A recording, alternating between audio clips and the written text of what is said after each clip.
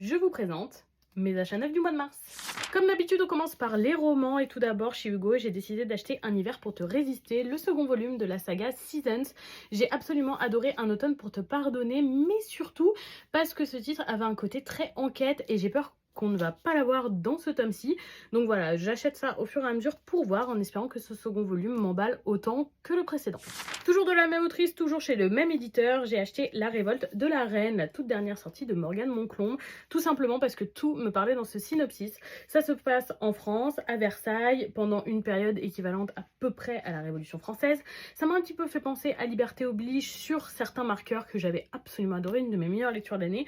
Donc voilà, ça me tentait vraiment beaucoup, c'est totalement le style de lecture que j'apprécie, donc j'ai hâte de découvrir. Côté BD, comme je vous ai dit, je vais essayer d'en prendre une par mois et pour ce mois-ci, j'ai choisi Hasta la Vista Baby, édité aux éditions Le Duc. C'est donc une BD qui va parler de voyage, mais surtout d'une jeune femme qui va voyager même avec sa maladie. Sa maladie, c'est la maladie de Crohn, et si vous me connaissez, vous savez que c'est une maladie que j'ai également, donc le titre me parlait tout particulièrement, j'ai hâte de découvrir ça.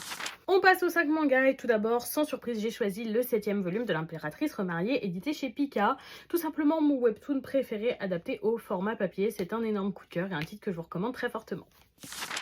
On continue avec les mangas avec le 12e volume de la Smash édition Deikyu, édité aux éditions Crunchyroll, maintenant casé, bref, débrouillez-vous, ça arrête pas de changer, c'est chiant. Je continue avec plaisir cette lecture. Ce volume, c'est la suite du Printemps interlycée, et franchement, j'ai hâte de rattraper l'animé parce que c'est un de mes mangas préférés, un énorme coup de cœur. J'ai ensuite pris le 8e volume de Anna et le Prince d'Albion, édité chez Naban. J'ai découvert ce titre récemment, je me suis vite mis à jour parce que j'ai beaucoup aimé, surtout notre protagoniste, et donc j'avais hâte de continuer. On continue avec le 17e volume de Nina du Royaume aux Étoiles, édité aux éditions de Michel Lafon dans leur gamme Kazoku-Siku. Pareil, un énorme coup de cœur pour ce titre. J'ai beaucoup aimé la première saison de l'animé, mais c'est vraiment un bonheur de continuer la lecture et la couverture de ce tome est juste dingue. On termine mes achats manga avec le 6e volume de Smile, édité chez Mangetsu, un titre pour le public très averti que j'apprécie particulièrement, qui critique les sectes. Franchement, c'est une super lecture. Je continue les achats manga, mais cette fois-ci, c'est mon copain. Il a acheté le 15e volume de Gachi Akuta, édité chez Pika, et je continue de le lire avec plaisir. C'était que moi, j'aurais attendu juste la suite de l'animé, mais bon, vu qu'il l'achète, j'en profite pour le lire. Il a ensuite acheté le second volume de l'édition Full Color de Dragon Ball, c'est l'arc Les Saiyan en ce moment, édité chez Glénat. Ça, pour ma part, je ne lis pas, ça ne m'intéresse pas du tout, mais voilà. Lui au moins, il continue. Et pour terminer avec Monsieur, on a acheté les tomes 4, 5 et 7 en œuvre de Demon Slayer, parce que récemment, on avait trouvé d'occasion les tomes 8 et 6 qui nous permettent de terminer cette édition pilier. Quand c'est des mangas comme ça qu'on veut tous les deux lire, on prend les nouvelles éditions et on commande. Comme d'habitude, on a commandé chez Comptoir du Rêve et on a reçu quelques goodies.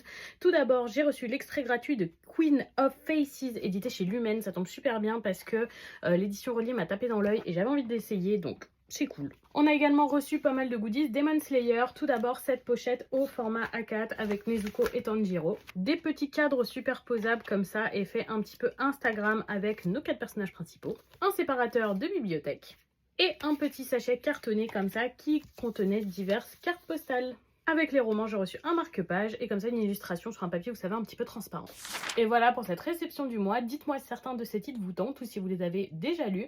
Je serais curieuse de vous lire en commentaire et je vous souhaite surtout une bonne soirée tout le monde.